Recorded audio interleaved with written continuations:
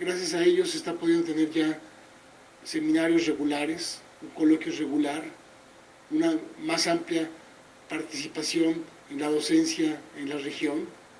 Se está pudiendo empezar a impulsar programas ya de divulgación de las matemáticas, se está colaborando en la formación de profesores de bachillerato, etc.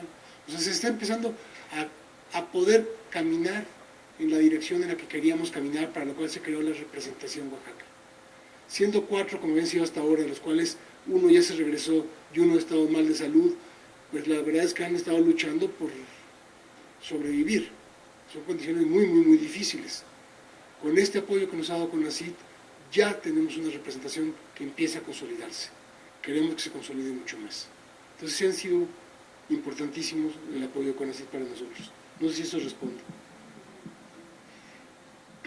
Sí, no, me gustaría añadir, aunque creo que está claro, que toda la labor académica de los catedráticos se asigna a las instituciones. O sea, si son SNI, cuentan en los SNIs de la institución, sus publicaciones cuentan para la institución. Si hacen un descubrimiento, CONACYT no retiene ningún derecho, no pretende tener ninguna injerencia en eso, es de la institución. Entonces, no quiero dar la impresión de que no están incorporados, académicamente están 100% incorporados, pero sí tienen que tener claro que hay ciertas acciones administrativas de una institución donde los catedráticos no podrán tomar, lo cual es lo mejor que le puede pasar a un investigador, ¿eh? En realidad, la idea de las cátedras es que estos jóvenes realmente puedan ser, el doctor Cabrero los ha llamado investigadores de alto rendimiento, porque realmente muchas veces cuando llega alguien contratado a una institución, rápidamente le encargan 250,000 cosas que le impiden realmente dedicarse. Y tú vas a organizar los seminarios y luego tú vas a llevar esto en la biblioteca y tú vas a tal y cual y vas a dar tantas horas de clase y tal, y cuando se quiere dar cuenta tiene 2 horas para investigar, ¿no? Entonces, la idea de los catedráticos es que tengan mucho tiempo para investigar, pero esa investigación es toda para la institución.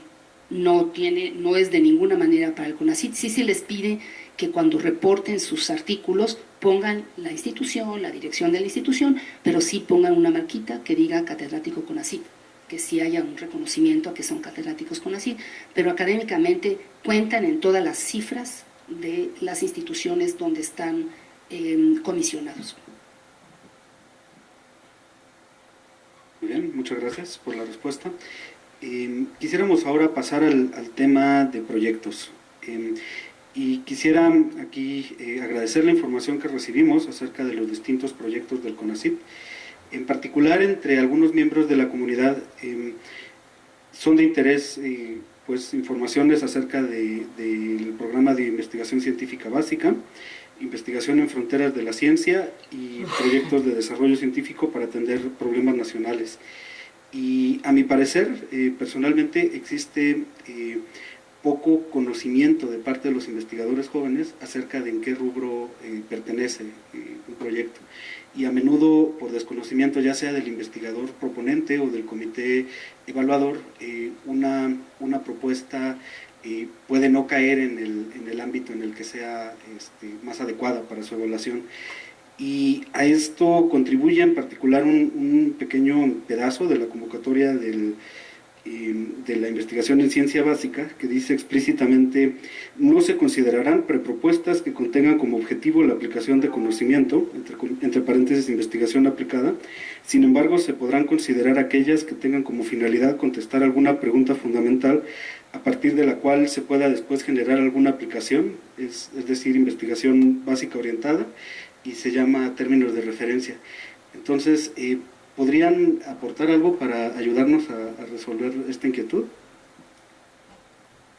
Bueno, la primera regla es que lean las convocatorias. Mi experiencia es que no las leen y por eso no se enteran de lo que dicen las convocatorias. Entonces, siempre tienen que leer la convocatoria y va unido a la convocatoria los términos de referencia. Deben de leerlo, seguirlo al pie de la letra, porque además ahí vienen cosas que si ustedes no hacen, los auditores no nos permiten aceptar su propuesta. O sea, es muy común que el investigador diga: pues si nada más me faltó una carta, ¿sí? Porque me detienen, están deteniendo el desarrollo de la ciencia, porque nada más me faltó una carta. Pero no funciona así, ustedes tienen que seguir unas reglas, porque este es dinero público, está auditado, y si les falta una carta, no pueden competir. Entonces, la primera regla, Si ustedes, estoy segura que cuando compran equipos tampoco leen las instrucciones, la primera regla que tienen es que vencer esta resistencia que tiene el investigador a leer reglamentos, a leer instrucciones y a leer convocatorias. Es como, dime si no, es como caracteriza al investigador decir, no, yo veo por encima, entonces léanlo, y eso te va a ayudar. En muchas convocatorias hay la categoría joven, en básica, en atención y en infraestructura. Es justo lo que les acabo de comentar, que he tenido problemas en cómo definirlo joven, y tuvimos una pequeña revuelta el año pasado, y ahora ya espero no tener revuelta este año porque ya hemos cubierto todas las posibilidades de jóvenes que hay, porque los jóvenes a veces no son tan jóvenes, es gente mayor que llega a la investigación no tan joven, entonces sí le perjudica que pongas temas de edad, ¿no? Entonces, cuando lean básica, cuando lean atención y cuando lean también infraestructura, busquen la modalidad joven y lean las instrucciones. En cambio, fronteras no tiene modalidad jóvenes porque no pretendemos que pueda alguien que está apenas empezando a investigar hacer un proyecto de ese nivel. Ciertamente, claro que ha habido genios que lo pueden hacer y esperamos detectar alguno que llegue, pero la idea no es, fronteras no está planeada para gente joven. Y lo dice claramente en la convocatoria, se espera que sean investigadores consolidados, etc. Yo creo que eso es básicamente. Tal vez quisiera aclarar una cosa que no sé si a eso te referías en parte. El asunto es de la aplicación. Es un punto muy importante. Yo creo que cuando hablamos de ciencia básica, sí se toma en cuenta la investigación en matemáticas aplicadas. Pero se quiere que sea investigación en matemáticas aplicadas, que es muy distinto a ser un usuario de las matemáticas que las aplica. Y eso es otra cosa.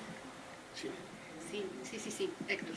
Sí, a ver, gracias. A ver, creo que el punto es, matemáticas aplicadas no es ser usuario de las matemáticas. En matemáticas aplicadas es aquel que desarrolla matemáticas en el ámbito del fenómeno que se estudia, que eso es distinto.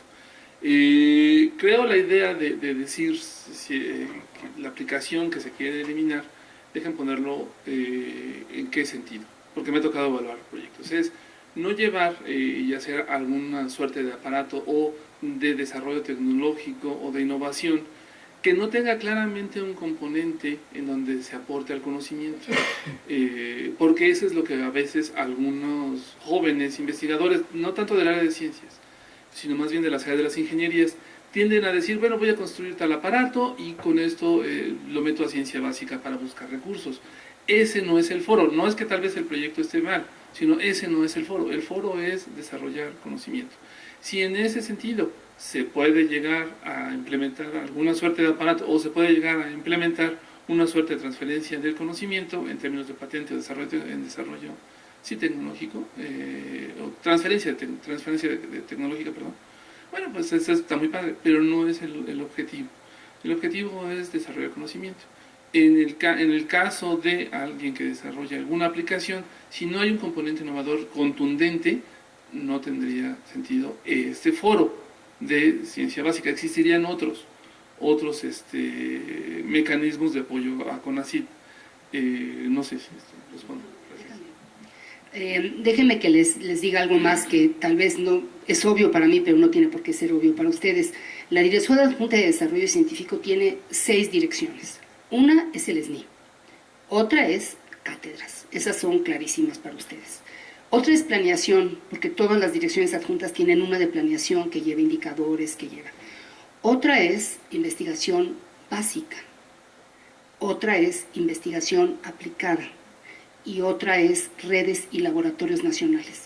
Entonces, redes y laboratorios nacionales tienen una dinámica diferente, pero las de básica y aplicada, la diferencia es entre investigación libre, que es la investigación de ciencia básica, en la que los temas no vienen una serie de demandas, y en la de investigación aplicada es con los diferentes sectores, y los sectores plantean las demandas. Entonces, por ejemplo, el fondo, digamos, aplicado después de básica más importante, bueno, básica no es aplicado, pero el fondo sectorial más importante después de básica, que lleva mi dirección, es el de salud. Se llama FOSIS. Las convocatorias de salud aparecen con una serie de demandas que define el sector salud, no lo define CONACYT. Entonces, por ejemplo, un año decide que van a ser enfermedades emergentes, otro año decide que van a ser enfermedades mentales, otro año decide. Entonces salen las diferentes demandas y lo que se espera es efectivamente, como explicaba Héctor, que haya una atención a esa demanda a través de la aplicación de una investigación. Todos los fondos sectoriales son aplicados, el único fondo sectorial que no es aplicado es el de ciencia básica. Por otro lado, los evaluadores muchas veces sí se las arreglan para confundirse y confundir a los demás. Y es muy común, porque sí me ha pasado ya varias veces, que a alguien en básica lo mandan a aplicada y en aplicada lo mandan a básica y dicen, ya pónganse de acuerdo, ¿no? Lo leen los de aplicada y le dicen, no, esto nos parece que es de básica, y en básica no, esto nos parece, porque siempre hay una relación entre el investigador y el comité evaluador. Y el comité evaluador también son sus pares, también está formado por investigadores. Y una cosa que sí les puedo asegurar, que para bien o para mal, CONACYT le cree a sus comités. Cuando ustedes ven los resultados del SNI, les puedo asegurar que son exactamente lo que las comisiones dijeron. Nunca nadie mete mano, pero para mi desgracia yo lo firmo. Y entonces me vienen a contar, son 25,000, me vienen a contar, no, es que en la carta que firmaste me dijiste, le dije, no, yo ni leo eso, lo leo, se firma en automático. Yo lo que estoy haciendo es avalando a mis comisiones, ¿sí? Entonces, muchas veces el problema de la evaluación pues es una cosa en la que todavía tenemos que trabajar. Muchas gracias por las participaciones. A continuación vamos con Gerardo Hernández, que nos ha preparado el tema precisamente de las evaluaciones. Buenos días, muchas gracias. Bueno, nos han estado dando algunos datos estadísticos sobre el SNI, principalmente sobre los participantes de cátedras en general. En cuanto a los procesos de evaluación, y hacer una pregunta, digamos, para los tres, ¿cómo creen ustedes que se puede seguir fortaleciendo la calidad en la investigación sin caer demasiado en sesgos cuantitativos? Me refiero, por ejemplo, a enfocarse demasiado al factor de impacto, al número de publicaciones, al número de citas. Entonces, esa sería una pregunta abierta.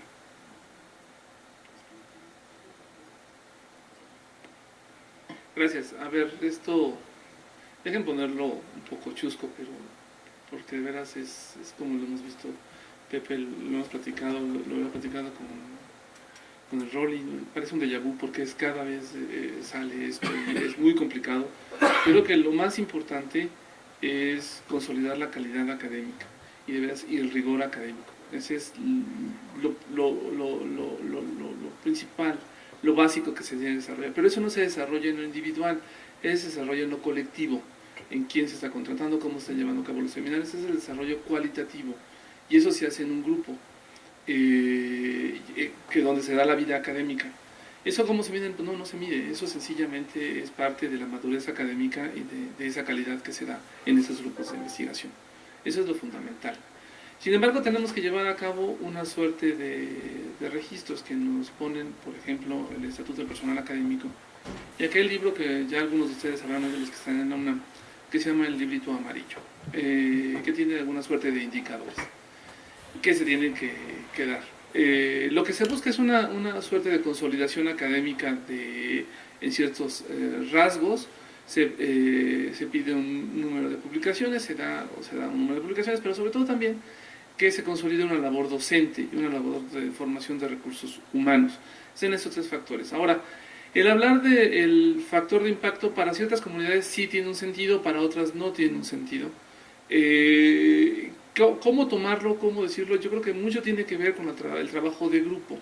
No es solamente el trabajo de una persona que está desarrollando solo, sino que entre toda la comunidad. Y por eso me refería al principio, cuando iniciaba la inauguración, era ese trabajo de comunidad. Es muy importante desarrollar este trabajo de comunidad, en donde dejar claramente ver los estándares de calidad académica que se tienen, y no necesariamente solo restringirlos a un solo factor de impacto. Por supuesto, hay comunidades que no los conocen y no los van a conocer. Están los biólogos, están algunos físicos experimentales, está gente de humanidades que está dentro de los sistemas de investigación científica y que no van a tener una relación cercana con ustedes, pero cómo hablan con esta persona y le dice que es un par cercano a ustedes, o cómo pueden tener algún diálogo académico, decir, ¿sabes qué? Tenemos el mismo nivel de madurez académica. Bueno, en ese sentido se buscarían ciertos indicadores, pero esos indicadores deben de nacer a partir de esta relación de comunidad. Los indicadores cambian, seguramente Julia nos hará ver en este momento, en las áreas del SNI. Los indicadores son muy distintos. Va a depender de cada una de las áreas, pero depende sobre todo de esos comités, y esos comités están formados por miembros de nuestra comunidad.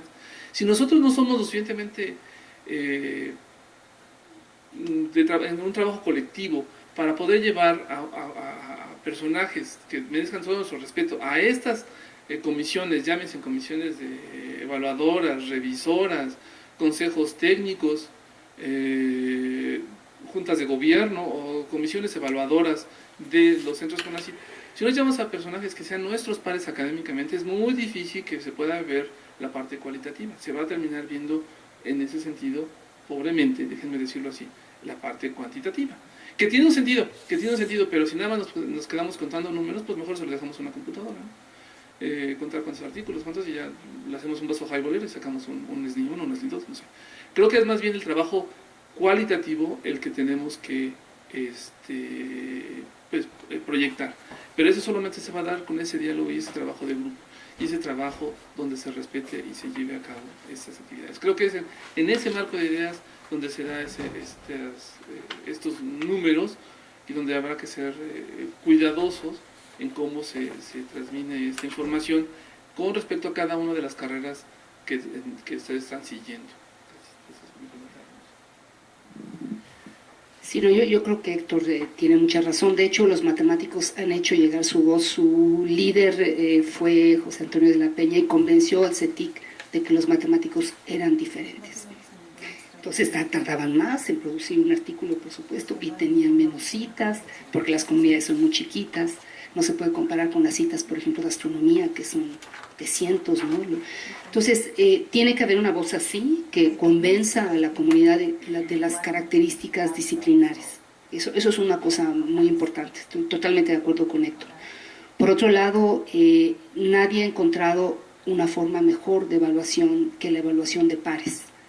Hay muchísimos artículos sobre esto. Hay uno muy simpático, te lo voy a mandar, Pepe, que se llama algo así como: lo peor que nos puede pasar son los pares, pero también es lo mejor que nos puede pasar. O sea, no hay otra cosa que se nos haya ocurrido. Y más bien lo que hay que hacer es unir voces, escuchar, ver las diferencias disciplinares, y sí, efectivamente, de alguna manera valorar la calidad más que la cantidad, sin ninguna duda. Pero también es cierto que tienes que publicar. O sea, lo que no puede ser es que todo sea nada más el intento. Puede haber menos cantidad, pero tiene que haber algún producto que finalmente puedas evaluar. Pero sí, sin duda es un tema muy importante, no resuelto, es un tema en discusión, yo pienso, constante, y las diferentes comunidades han hecho llegar su voz. Por ejemplo, Área 4 y Área 5 se mueven totalmente diferente a las áreas de las ciencias naturales, completamente diferentes. En general no usa el tema de publicación en revistas, solamente los economistas, algunos psicólogos. La mayoría lo hacen realmente en libros, es el libro el que cuenta, el capítulo del libro. Tienen una actividad que es muy de ciencias sociales, que se reúnen en un seminario del que producen un libro, que cada uno de los capítulos es un producto de alguien del seminario, y es una cosa totalmente válida. También favorecen evidentemente la publicación en español, porque si tú quieres incidir en la sociedad tienes que hablar en el idioma de la sociedad. No es como en física, que que si no publicas en inglés tu artículo no va a llegar a ningún lado. Entonces, cada disciplina tiene sus características y han ido ganando sus espacios en el SNI. Muy brevemente, es claramente importante valorar más y más la calidad versus la cantidad. Ahora, es un problema dificilísimo. ¿Cómo evalúas calidad? La forma reconocida es evaluación en pares. Pero aún en eso también hay muchas dificultades. Uno, distintas áreas de las matemáticas cambian muchas cosas. O sea, hay áreas en las que se publica mucho más que en otras, etc. También en nuestra comunidad, la verdad es que dentro de las matemáticas, distintos sectores son muy distintos. Hay unos sectores en donde todos sus colegas son genios, y otros sectores en los que todos sus colegas son inútiles y los únicos que sirven son los que trabajan conmigo. Entonces también la evaluación en pares o sea, tiene sus bemoles, ¿no? Entonces tenemos que irnos a evaluaciones realmente de expertos internacionales que no estén ligados con el grupo, etc. Eso es lo ideal. En la práctica es muy difícil, porque tienes que sacar un montón de evaluaciones todo el tiempo, tienes que llegar a un comité donde hay, en el SNI son físicos y matemáticos, si estamos en UNAM son físicos, matemáticos, geos, bios, etc. Y tienes que convencerlos. ¿Cómo los convences? Pues es que yo les digo que esto es muy bueno. Pues sí, porque ellos quieren algo más objetivo. Calidad de las revistas es un criterio. Es un buen criterio en general, con muchos bemoles. Hay revistas buenísimas donde de repente se cuelgan de artículos que no son tan buenos, pero en general es un buen indicador. Hay artículos buenísimos publicados en revistas que casi todos son muy dudosos de calidad, pero hay artículos muy buenos. Tienes que ir a la calidad, pero es muy difícil. Los factores de impacto en las revistas son un indicador y en la mayoría de los casos, si ustedes ven los que están arriba, en la mayoría de los casos van a coincidir con la opinión que tenemos, pero no siempre. Es conocido que hay fraudes de revistas que hacen cosas fraudulentas, artificiales para elevar su índice de impacto. Y también hay revistas muy buenas donde los editores no quieren hablar de índices de impacto y ni siquiera se registran. ¿Sí? Hay revistas buenísimas que no están en los factores de impacto de JCR tan reconocido. ¿Qué hacemos? Es un problema. Por ejemplo, en Australia lo hicieron, en Brasil también, pero en Brasil lo hicieron muy mal. En Australia lo hicieron muy bien. Hicieron su propia clasificación. Y tienen que estar clasificado básicamente en A+, A, B, C y las que ni siquiera están clasificadas. Y está muy interesante. Entonces, ellos no clasifican de sí factor de impacto 1.35, pero sí clasifican por bloques. Estas son las muy buenas, y está muy bien hecho. Brasil hicieron lo mismo, pero está pésima su clasificación. En alguna reunión del instituto pensamos que sería muy bueno en México tener algo por el estilo, no sé. Pero entonces todo esto de la evaluación es muy importante, pero es muy difícil. Entonces sí que es importante que ustedes tengan en cuenta eso y que cuando mandan sus expedientes traten ustedes mismos de resaltar cómo ver la calidad de lo que ustedes presenten. Ustedes mismos, que cada uno le ayude a los que van a evaluar a hacer una buena evaluación. Sí, eso es extremadamente importante. En el SNI hay un pedazo en el que tú puedes explicarte a ti mismo y las comisiones siempre lo leen. Y si haces ahí una buena presentación de tu trabajo, te ayudas a que entiendan mejor tu currículum. También desde hace ya 2 años, en el SNI te pide que mandes tus mejores productos. Curiosamente, hubo toda una confusión de que la comunidad decía, ¿y qué es un producto? Y ponía cosas como, fui a dar una conferencia a una escuela y fui muy aplaudido, cosas así, de veras, que son buenísimas, pero no son un producto para el SNI. Entonces, ahora en la convocatoria va a salir un detalle específico de qué se llama un producto para el SNI, porque no hay que olvidar que el SNI es un sistema nacional de investigadores, sin demérito de otras actividades que son fundamentales, pero lo primero que tienes que mostrar es que eres investigador. Lo de tener comités externos es muy importante y el CONACYT está suscribiendo convenios con los consejos nacionales equivalentes o secretarías de educación de toda Iberoamérica para poder intercambiar la lista de árbitros. El problema es que nosotros tenemos una restricción que tiene que estar en el RCA, que el RCA tiene que tener un CBU y es evidente que no podemos obligar a los extranjeros a que hagan un CBU, que es un martirio además, ¿no? Entonces tenemos que darle la vuelta y en eso estamos, pero sí, concuerdo con Pepe, es muy importante una evaluación externa, porque no somos una comunidad tan grande. Y como no somos una comunidad tan grande, necesariamente puede haber un cierto sesgo, o si no, nosotros creemos que hay un sesgo. Y ya eso es suficientemente malo. Sí nos ha pasado que llega alguien diciendo, seguro a mí me perjudicó Perenganito. Y Perenganito no tiene que ver, no está en la comisión, ni se ha pasado por ahí, pero tú tienes la idea de que esta persona te ha estado persiguiendo toda tu vida. Caes en ese tipo de cosas, ¿no? Entonces, lo mejor es esta distancia. Yo creo que ahí ese es un punto muy importante el que hizo Pepe, de que sean evaluadores realmente externos para que no haya ninguna duda de que hay un compromiso, una subjetividad. Muy bien, pues muchas gracias por compartirnos sus experiencias y opiniones al respecto. Estaremos pasando ahora a las conclusiones con el lema Desafíos y oportunidades con la participación del público. Entonces, si hay alguien que tenga alguna pregunta, alguna opinión.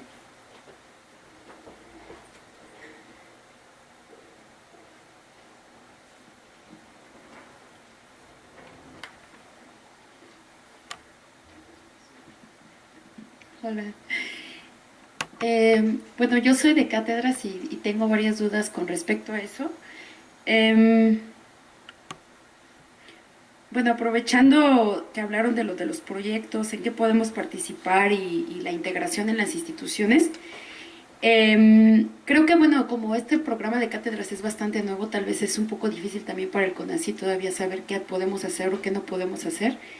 Y bueno, tú estabas diciendo que tenemos que leer bien las convocatorias y eso, pero a veces me da la impresión que son ustedes los del CONACYT los que no leen las convocatorias.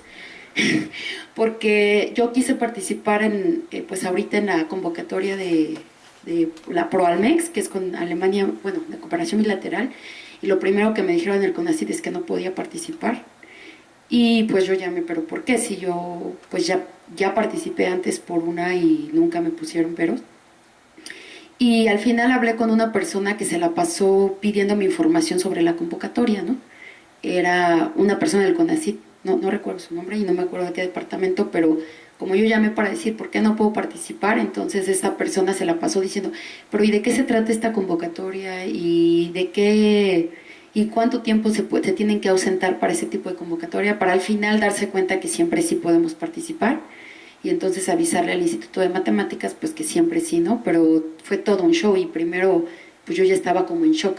Entonces sí estaría bien que hubiera como una cosa clara de en qué cosas podemos participar y en qué cosas no. Me queda claro que cuando piden que seamos investigadores consolidados, pues no se puede, pero en todas las otras como que a veces nos dicen que no sin saber, o sea, sin motivo, ¿no? Más bien sin haber ellos mismos, los que nos dicen que no, sin haber ellos mismos leído la convocatoria.